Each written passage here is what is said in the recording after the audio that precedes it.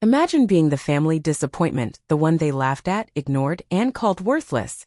Then one day, the most powerful man in the country looks you in the eye and says, "You saved more than a life, you saved hope." This is the story of how I went from being invisible to becoming the hero they could no longer deny. Before diving into the story, comment where you're watching from and don't forget to subscribe so you won't miss the latest stories. You're just wasting your life. That's what my father said the day I told him I had joined the military. Not in anger. Not in confusion. Just cold disappointment. Like I had made the dumbest choice a person could make. My mom didn't say a word. She just stood there, arms crossed, like I'd personally brought shame to the entire family name. Her silence stung worse than his words. And then there was my brother. He actually laughed. "You? Military? You won't last a month." I wanted to scream. I wanted to cry. But I didn't do either. I just nodded and went upstairs to my room, packed my bag, and left the next morning.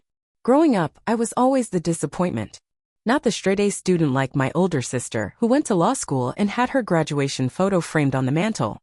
Not the football captain like my younger brother, whose trophies lined the shelves in our hallway. I was the Emily, the quiet one. The one who never quite fit. The one who wrote poems instead of playing sports. Who read too much, asked too many questions, and always felt like a stranger in her own home. And yet, deep down, I knew I was meant for something more. Not because I was smarter. Not because I was stronger. But because I could feel it, burning inside me like a quiet fire. I just didn't know how to prove it. Then one day, while scrolling through a military recruitment page late at night, something clicked. The stories of leadership. Of sacrifice. Of building yourself from the ground up. I didn't want to be rescued, I wanted to be the rescuer. I wanted to earn the kind of respect that couldn't be given, only fought for. So I applied for officer training. I trained harder than I'd ever trained in my life. I pushed through pain, rejection, fear, and I got accepted. When I told my family, I thought, maybe things would be different.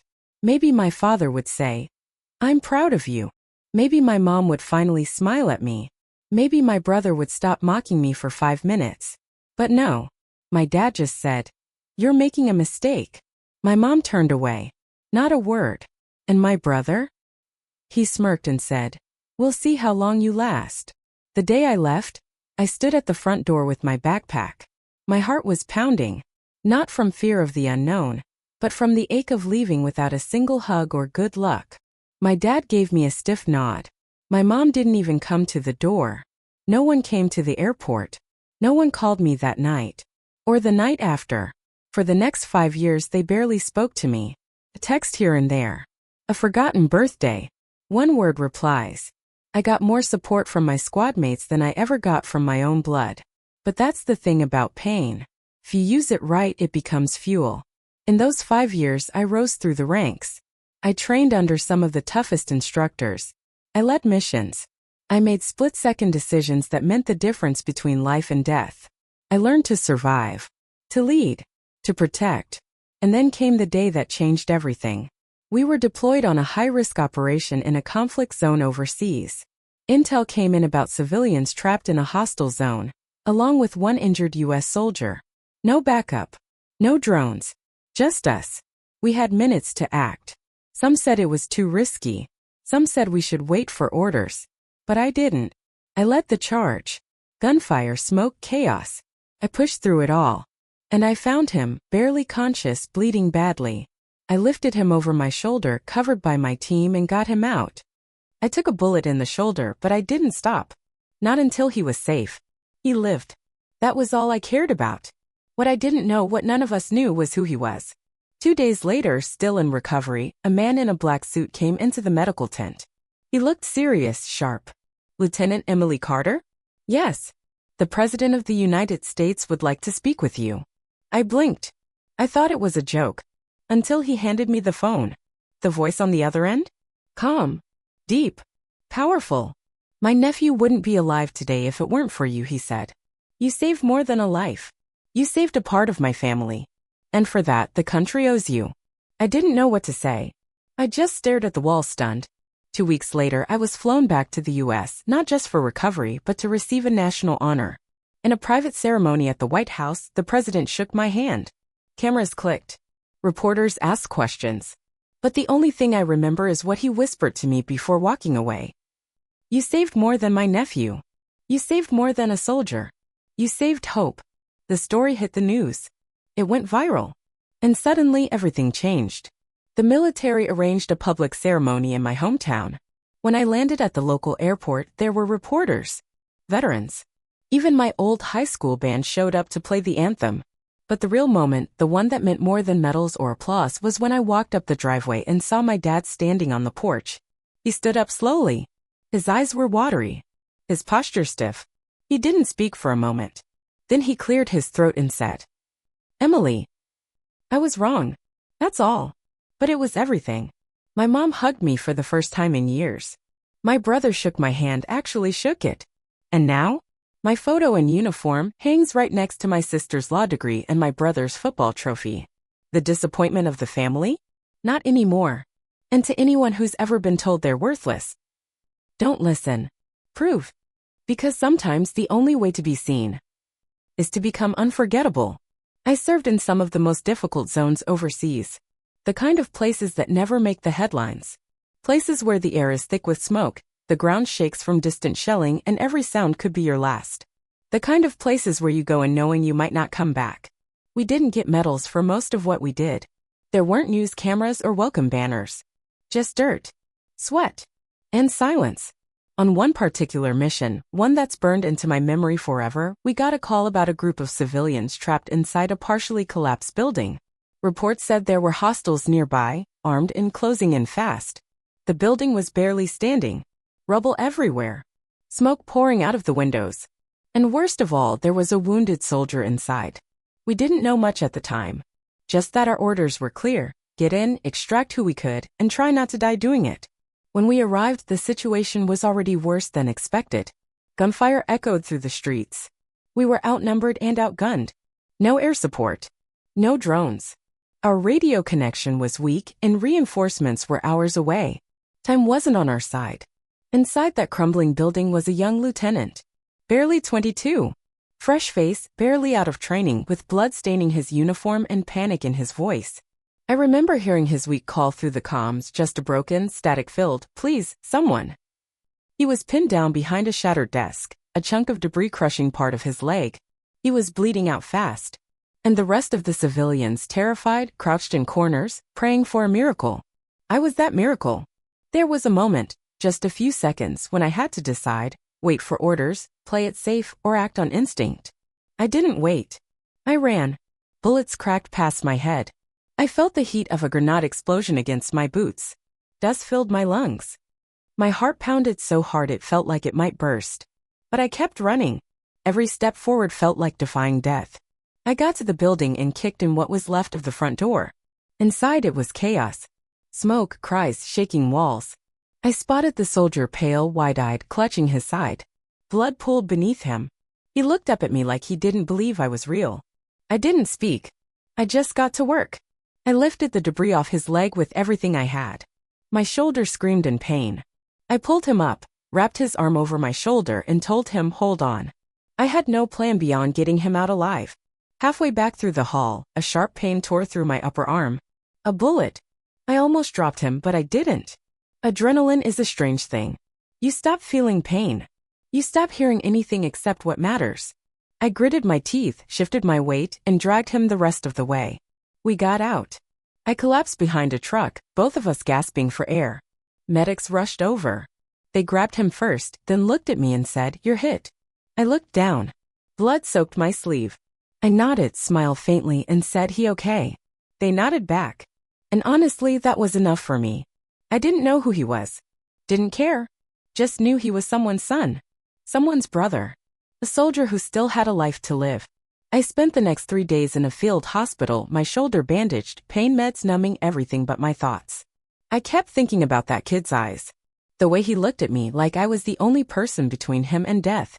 That alone made it worth it. But I had no idea what was coming next. On the 4th day, 2 men in dark suits showed up outside my hospital tent. They weren't medics. They weren't local commanders. They flashed IDs that I barely had the strength to focus on. One of them looked at me and said, "Lieutenant Carter?" "Yes," I croaked. "The President of the United States would like to speak with you." I blinked. I thought I was hallucinating. Maybe the pain meds were messing with me. But then they handed me a secured satellite phone. And I heard his voice. Not through a TV screen. Not in some speech. Live.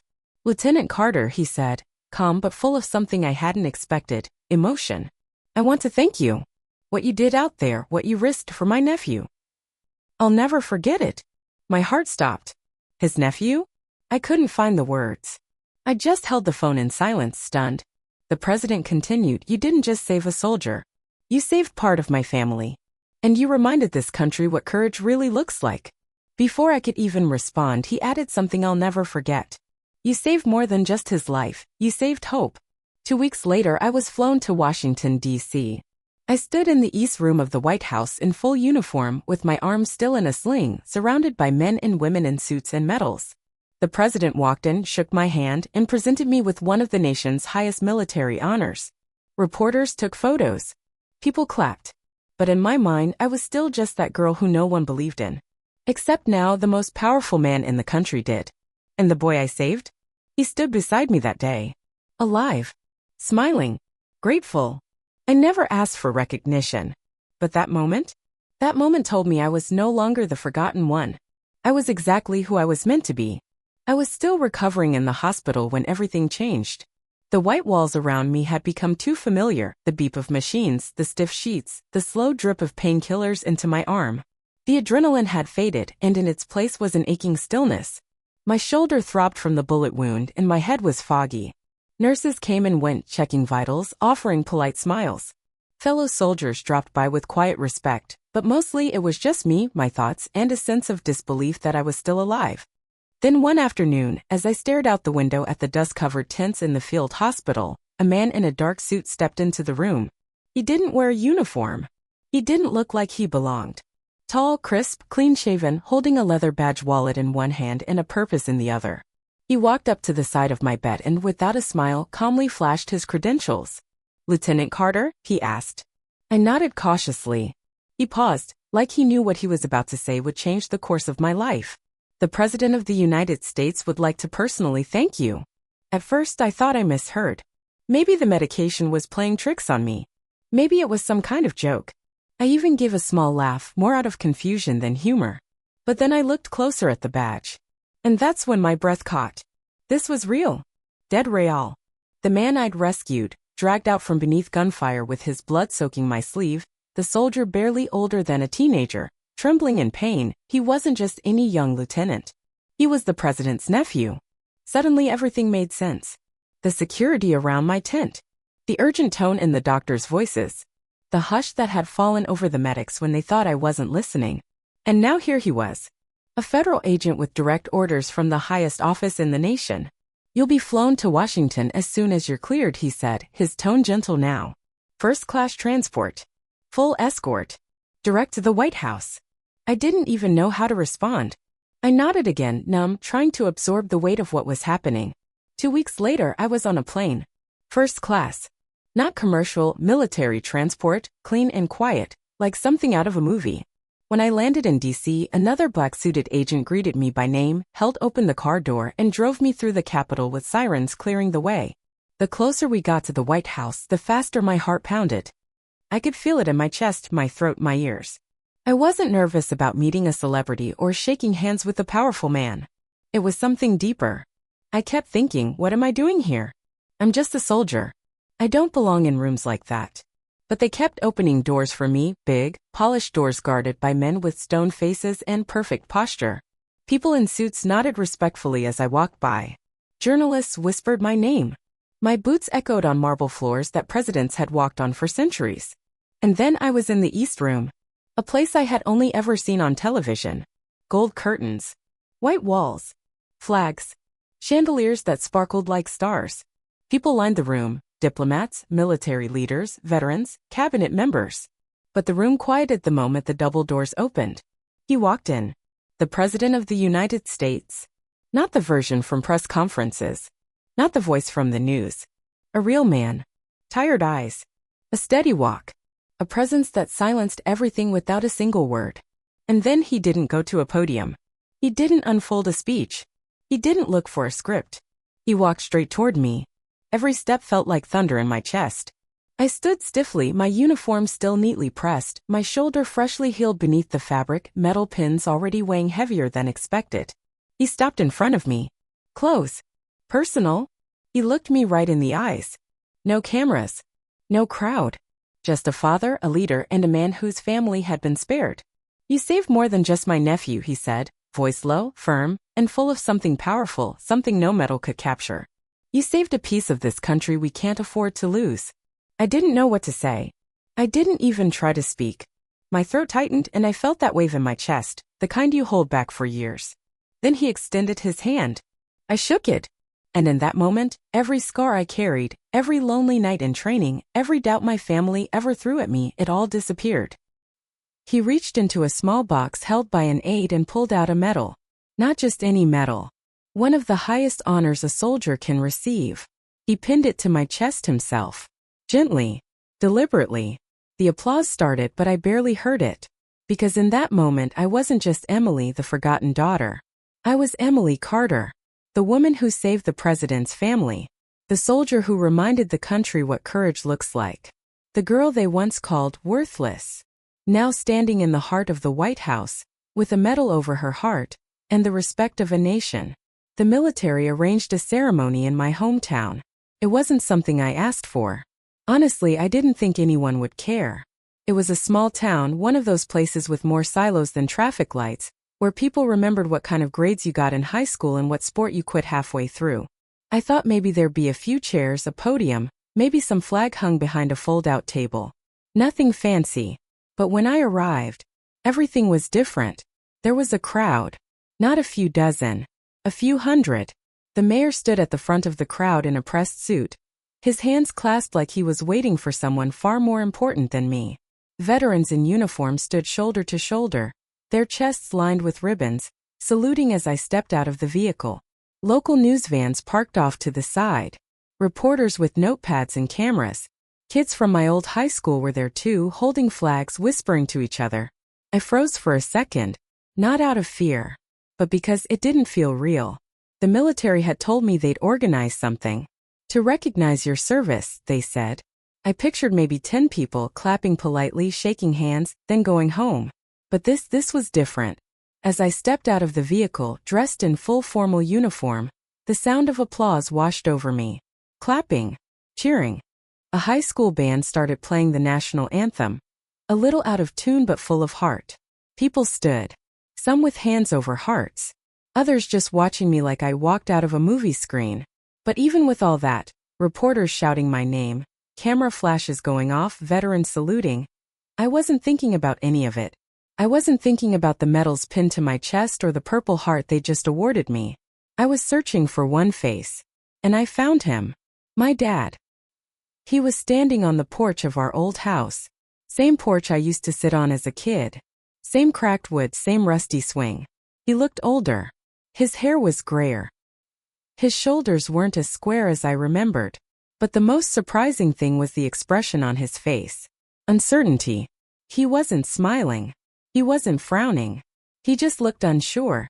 Like he didn't know whether to salute me, shake my hand, or wrap me in a hug. For a man who always knew exactly what to say, exactly how to act, that hesitation said more than words ever could. I started walking. Each step toward him felt like a step through every moment he doubted me. Every time he said I wasn't cut out for it. Every time he barely looked up from his newspaper while I tried to prove myself. Every year I spent overseas without a single phone call from him. The applause faded in my ears. The sound of the crowd blurred behind a wall of memory. All I could hear was my own heartbeat and the crunch of gravel beneath my boots as I made my way up the driveway. When I got close, he straightened. I watched it happen, the shift. That automatic military posture he had drilled into us growing up. Back straight. Chin up. Hands at his side. A salute barely forming before he caught himself. He opened his mouth, but nothing came out right away.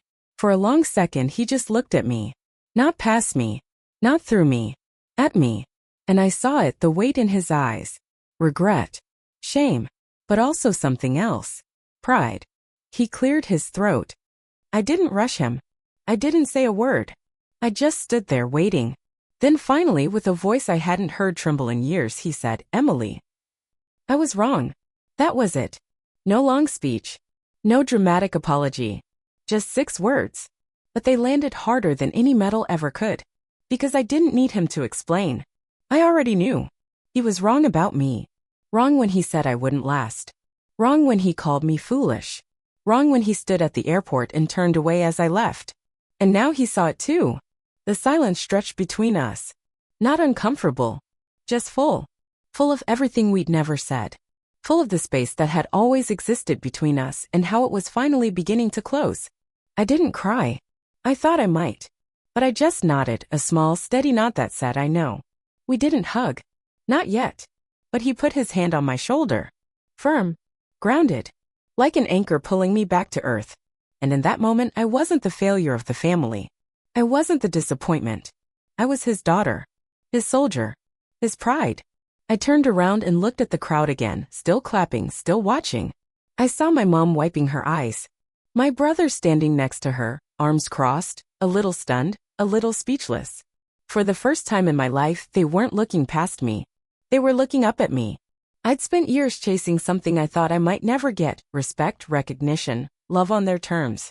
But standing there in my uniform, medals shining in the sunlight, the president's words still echoing in my memory. I realized I didn't need their approval anymore. Because I had become someone even I was proud of. And sometimes when the world finally sees who you really are, the people who never believed in you, they're forced to. Even if all they can say is I was wrong. And that's more than enough. Today my photo hangs in my parents' living room. It's in a polished black frame, right in the center of the wall, where my brother's football awards and my sister's graduation portraits used to be the only things that mattered. But now there's me. Me standing in full uniform, back straight, medals pinned, eyes forward. The camera caught something in that photo.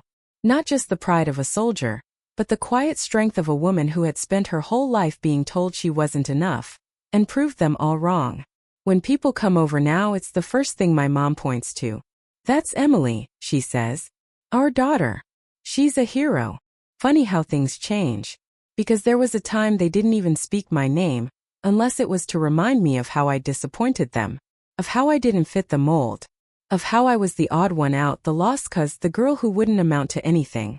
But now, people who used to whisper behind my back, people from school, from church, from the neighborhood, now stop me at the grocery store.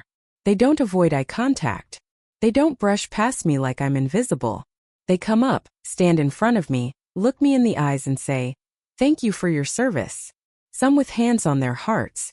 Some with tears. One older man even saluted me, his hands shaking, his voice cracking as he whispered, "You make us proud." It used to feel strange. Like I was living someone else's life. Like I'd stepped into a version of myself I never thought they'd allow me to become. But it's real. I see it in the way they speak to me now, with respect, with admiration. Even the ones who doubted me, who laughed when I enlisted, who said I'd never survive a month in basic training, especially them. They don't laugh anymore. And my brother? The same one who used to joke that I'd trip over my own boots?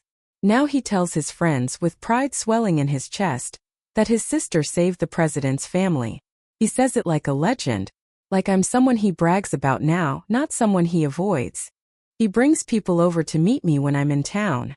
"This is her," he says, clapping me on the shoulder. "She's the reason that soldier made it out alive." They nod wide-eyed. Some ask questions.